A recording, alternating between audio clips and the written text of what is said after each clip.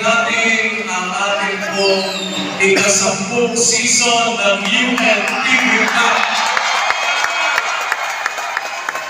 Salamat po sa lahat ng mga nag-participate na mga government agencies, sa lahat ng ating pong mga production people, sa lahat ng mga nakasama natin mula pa sa Pasimulan, Commissioner Atoy Mo, Commissioner Ed Cordero, of course, ang ating pong mga anchors sa pamumunan ni Mr. Seth Sarmenta, Coach Ronnie Magsano, Mr. Jerry Pangulan, na nakakasiwa po ng UNTV Cup, sa lahat po ng ating mga supporters ng UNTV Cup, at sa lahat ng members ng Church of God International. Salamat po sa Panginoon sa patuloy ninyong pagsuporta. Mga kapatid, ikinararangal ko kayo aking mga kapatid sa kapatid.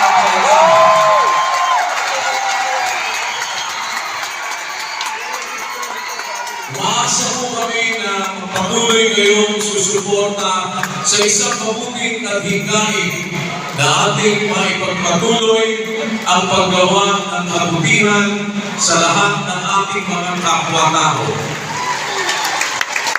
Isang pananampalataya ang ating tinataglay na ang ating tungkulin sa harap ng Panginoon, kagaya ng sinasabi po ng 12 at 13 ng Ecclesiastes, ito ang wakas ng lahat ng bagay.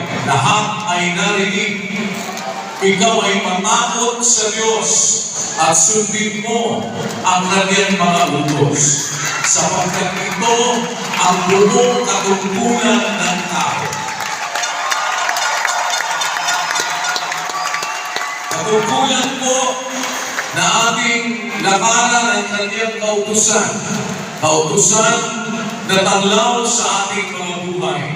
Kagaya ng sinasabi ng 6 at 23 ng Kawikaan, ang utos ay tanglaw at ang kautusan ay liwanag at ang saway na turo ay daan ng buhay. Sa tulong at awa po ng Panginoon, habang kami ay narito, ipagpapatuloy namin sa tulong ng Diyos ay lakaran ang lahat ng mga mabubuting gawa na maaari nating maitulong sa ating mga kapwa-tao.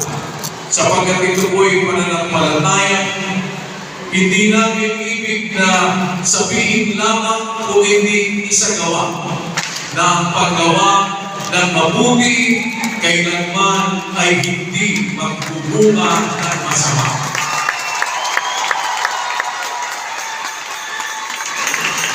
Sa 6 po ng Galatia 8 ay sinasabi, yamang napag-aalaman na ang anumang mabuting bagay na gawin ng bawat isa ay gayon din ang muling tatanggapin niya sa Panginoon.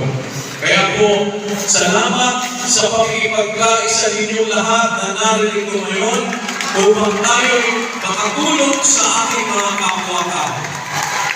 Sa lahat ng mga players, sa lahat ng inyong mga departments na nagpapagod at nagsisikap na maipanalo ang kanilang mga laro sa kadahilan ng ibig nilang may higit na maitulong sa kanilang charitable institutions na ibig nilang abutin.